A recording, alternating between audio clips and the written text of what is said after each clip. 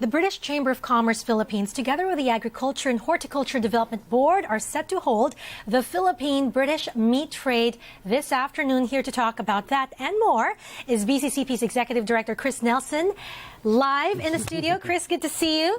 Well, it's very nice to be here. Welcome to be back. Nice to see you all. All right, so let's talk about the Philippine-British Meat Trade. What's expected to happen there? Are we expecting deals to get closed? Look, I mean, it's going to be, so we have today a lunch event. We have approximately 50 attendees, most of them obviously all the large meat importers that we deal with already, along with members of the government, agricultural department and key sectors, and of course our ambassador, Lord Feast. So the key is going to be that British pork in particular has obviously made inroads here. Supply has increased significantly, and it has obviously helped with food security and inflation.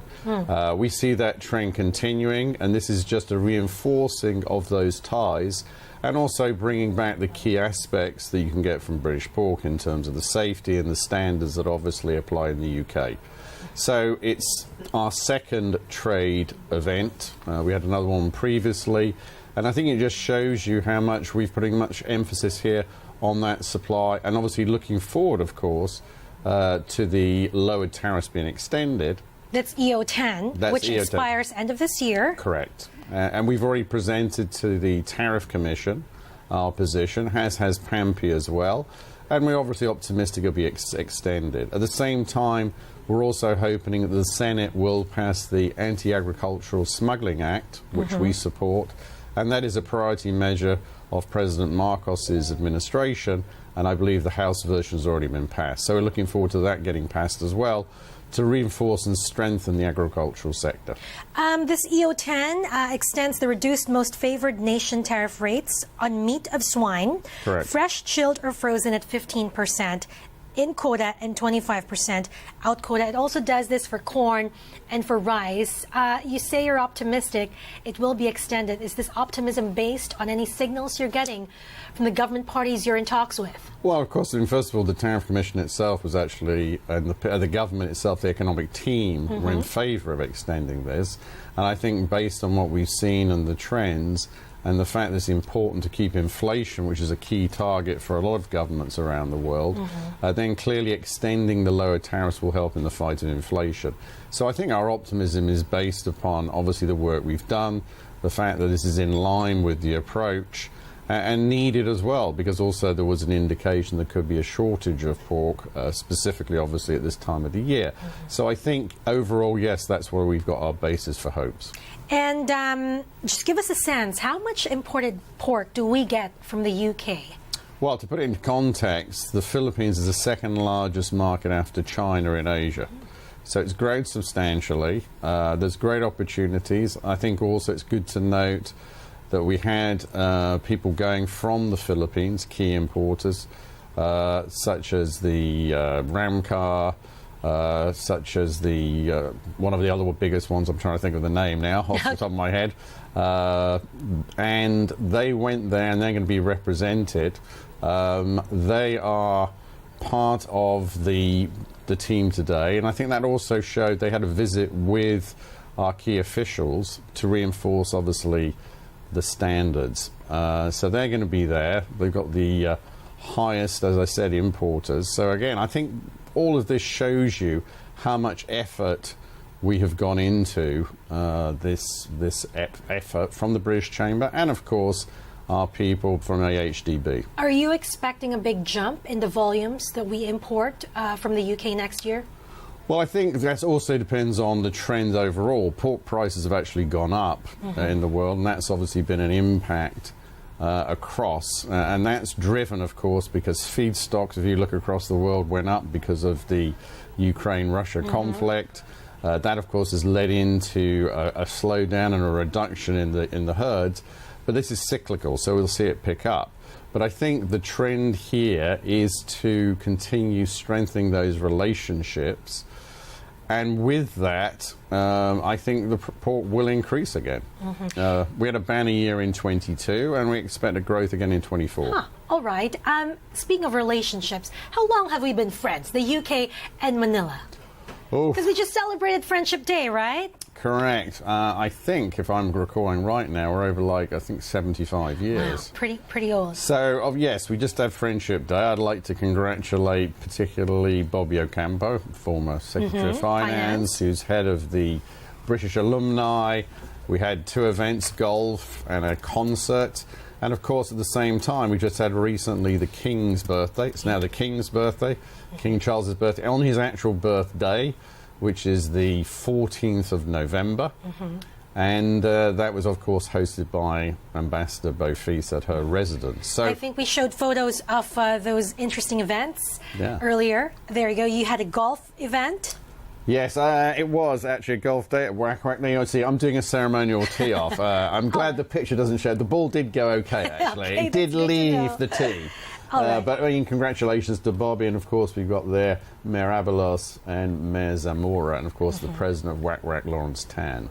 Actually, we're celebrating 77 years. Oh, I was out of by 2. friendship, I just 2. apologise. So, Chris, speaking of relationships, what are our countries getting out of this relationship? Let's talk about FDIs, for example. I mean, the Philippines continues to lag behind our ASEAN 6 peers.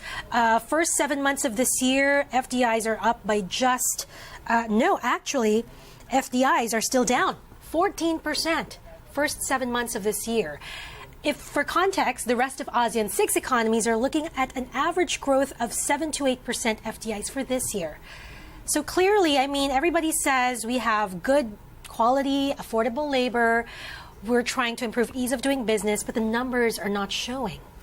From an outsider, from an investor's perspective, what are you hearing? Well, so if you look at obviously some of the comments that have been made, there's been a recent strap-based conference, and that was discussed. Which you also attended, I know. Correct. So one of the emphasis, and actually obviously you've referred to by our ambassador as well, because she spoke at that event, is the fact that ease of doing business, certainty of on taxes is a key factor.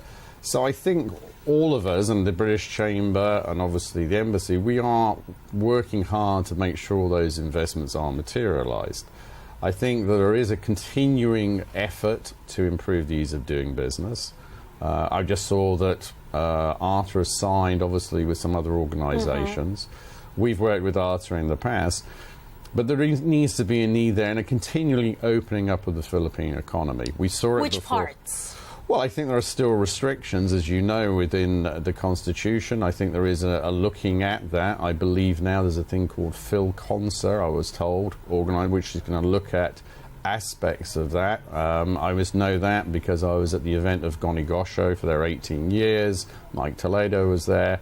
And I believe these are the aspects we need to keep up. We saw at the end of the Duterte administration the passage of the Public Service Act, Retail Trade Act, and of course the Foreign Investment Act. And we need to keep that momentum going. The other thing I would just mention, actually, because I think that's also a very important factor, because President Marcos just referred to that, and that's cybersecurity. And the reason I raise that, it's good to see that being given focus. It's one of our key things within our organisation. We have a key company, CyberQ, and obviously efforts there, I think, is also very important, because it reinforces that when people do business, the Philippines is taking obviously very proactive corrective measures. You've always said this time and time again, that the Philippines is the gateway to Southeast Asia, correct?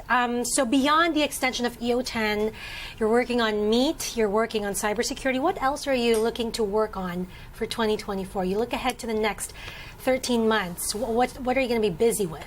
Well, look, I think we're going to be busy again. We're looking to see when we'll put on the Great British Festival, which we had last. Our favorite, everyone's favorite, of course. So we're looking to see when to do that, possibly planning to do that later in the year, more in line, actually, maybe not fixed yet with the UK Friendship Day, which is actually in October, which will be 78. Thank you very much for bringing the 77. And I think in that there's a lot of interest in food and beverage, as ever. I also think renewable energy, of course, because that's a key factor. I mean, the Philippines obviously is focusing. I know that you've been discussing COP28, which of course is taking place in Dubai this week. And the Philippines has a commitment to move more and more to renewable energy. And the UK has a leading aspect in that. So I think we'll be working on that. We're continuing to constantly communicate. And I must say, of course, the media does help as well. So we are a partnership in this. We're looking to work with the British Chamber of Commerce, the overall organisation, and to continue to highlight the opportunities and, of course, the economic development of the Philippines. I mean, it's good to see that inflation had moderated last month. And, of course, we're optimistic or hopeful, of course, that the growth will recover. We've seen that in the economy, but obviously we need to see those trends going through.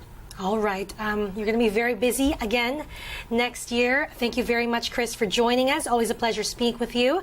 See you soon again. Thank you very much, and a great pleasure to be here in the studio. Yes. And may I take the opportunity to wish everybody, I think, a Merry Christmas in advance. All right. We're almost there. We're almost there, 25 days. So, Merry Christmas, everybody, and a very right. happy New Year. Thank you very much, Chris. All right. Moving on to